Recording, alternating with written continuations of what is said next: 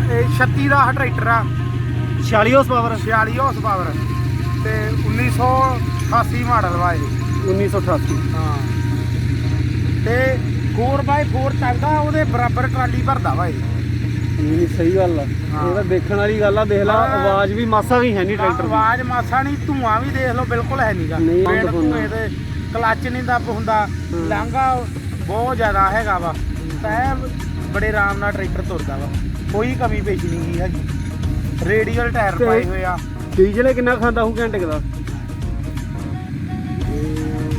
ਅੰਦਾਜ਼ਾ ਬਾਪੂ?